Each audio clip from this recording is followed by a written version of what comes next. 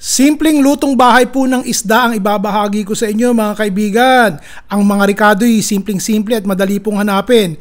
Pakiwari ko'y sa ganitong paraan ng pagluluto'y magugustuhan nyo at ng buong pamilya. Ito na po, lagay po tayo ng harina. Ito po'y kalahating tasa ng tubig. Paminta. Ilubog nyo iring isda. Oh, ganyan lamang. Git 1 minuto ko po itong pinrito, ibabaliktad ko na ha. Tignan nyo naman, ang ganda oh. Tignan nyo. Hindi po maganda yan? Yan. Ayos po ba? Gagamitin ko po yung konting mantika ha. Siguro po yung mga 3 kutsarang mantika lang ang gagamitin natin sa paggigisa. Apuyan po ulit natin. Mainit na po yung mantika. Unahin po muna natin itong ating luya. 5 pirasong bawang.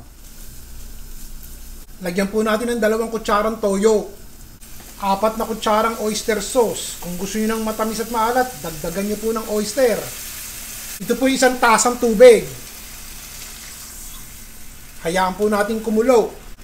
Haluin po muna natin sandali. Lagyan natin ng konting paminta. May nagtatanong kung bakit lagi ako naglalagay ng paminta. Bahala po kayo kung ayaw nyo.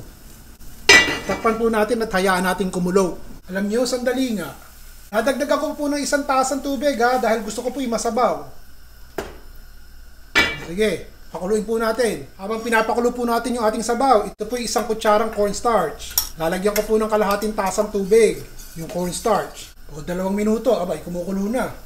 Tikman nyo ha, kung tama na ang panlasa sa alat at matamis, hindi po maasim. Diretso na tayo. Lalagay ko na po itong pampalapot.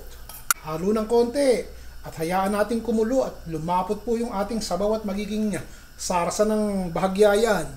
Ilalagay ko na po itong isda. Kakamayin ko na ako po'y may guantes. Kasi kapag itinodo ko, baka tumalsik. Matalsikan ako nung kumukulong tubig eh.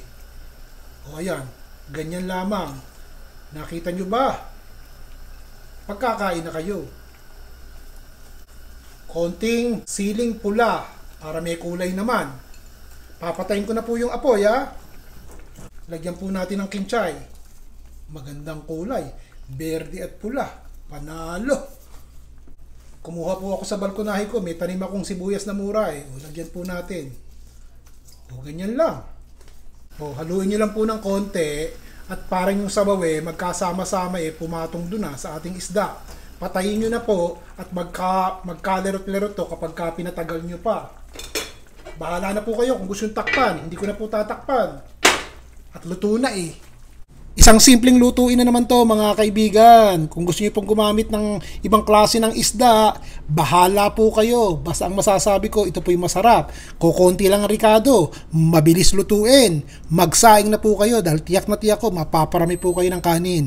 Dun sa mga mahilig sa isda, kaway-kaway po kayo dyan. Ano po masasabi nyo? Sana'y nagustuhan nyo. Simple at kukunti lang ang rikado nitong ulam na ibinahagi ko sa inyo, di po ba? O basta maglalagay po kayo ng comment kung ano masasabi nyo. Kadalasan, binabasa ko po yan at kumukuha rin ako ng idea sa inyo. Minsan po kasi hindi rin ako nakakaisip kung ano susunod kong lulutuin eh. Salamat po dun sa nagbibigay ng idea. Hanggang sa susunod. Si Ron Bilaro po.